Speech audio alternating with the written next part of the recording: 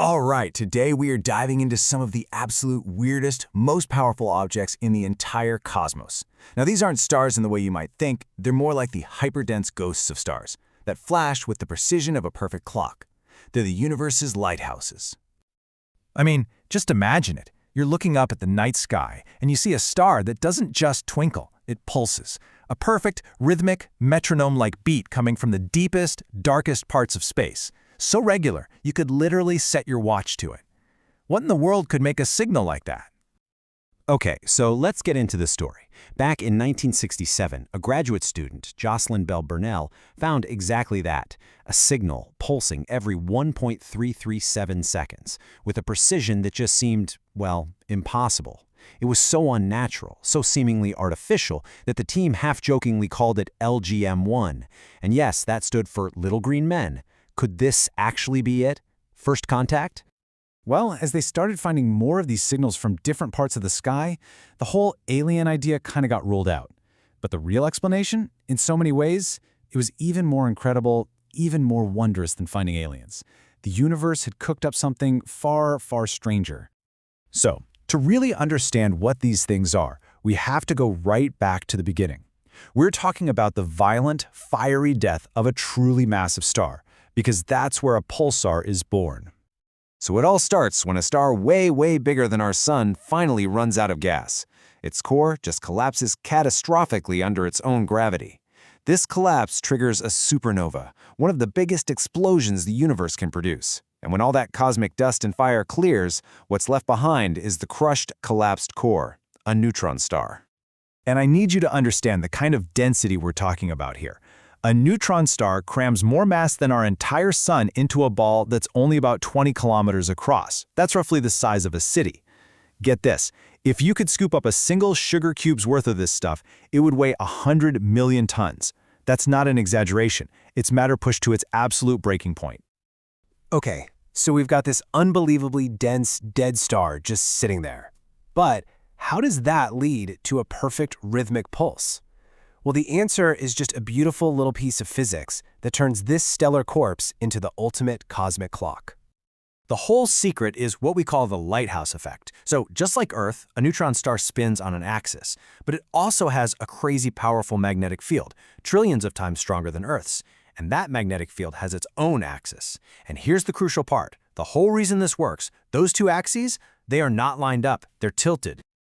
So as this neutron star spins, it's shooting out these intense beams of radiation from its magnetic poles.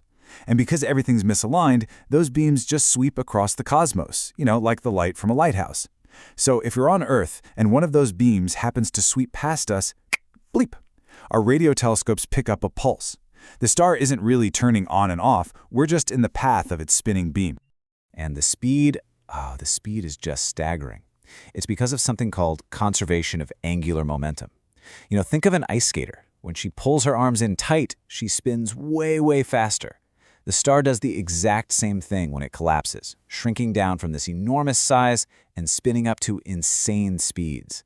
The fastest one we've ever found spins more than 700 times every single second. And its timing is so precise, it's actually more stable than some of the best atomic clocks we have here on Earth. Just incredible. But here's where it gets really cool. These cosmic clocks are so much more than just curiosities. They've become one of our most fundamental tools for testing the actual laws of the universe and probing the very fabric of space-time itself. So back in 1974, astronomers found a pulsar that was orbiting another neutron star. And by timing its pulses with incredible accuracy, they noticed something amazing. Its orbit was slowly but measurably shrinking. Why? Because the system was losing energy. It was radiating it away as gravitational waves, ripples in space-time, exactly like Einstein's theory of general relativity had predicted. This was the first indirect proof that they existed, decades before we could ever detect them directly. And today, we've taken that idea and scaled it way up. Scientists now use entire networks of these pulsars spread all across our galaxy. They're called pulsar timing arrays, and they basically act like a giant galaxy-sized spider web to detect the faint background hum of gravitational waves washing over the universe, likely coming from the collisions of supermassive black holes. By looking for these tiny, correlated changes in when the pulses arrive, we can literally listen to the symphony of cosmic chaos. So yeah, pulsars have become so much more than just interesting objects to study. At this point, there are guides, there are tools, and there even are messengers to the rest of the cosmos. I mean, their resume is just incredible. They test the absolute limits of physics, they help us map the gravitational universe, and they could even, one day, act as a kind of cosmic GPS for deep space travel. We've even used their precise locations to create a map back to Earth, which we put on the Pioneer and Voyager space probes, just in case anybody out there finds them. And yes, that iconic Joy Division album cover for Unknown Pleasures, that is a plot of the radio pulses from the very first pulsar ever discovered, LGM-1. How cool is that?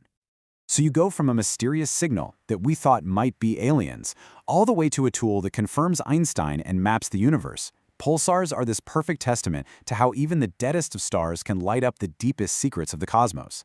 So the only real question left is, as we keep listening to that steady, rhythmic beat, what are they going to reveal to us next?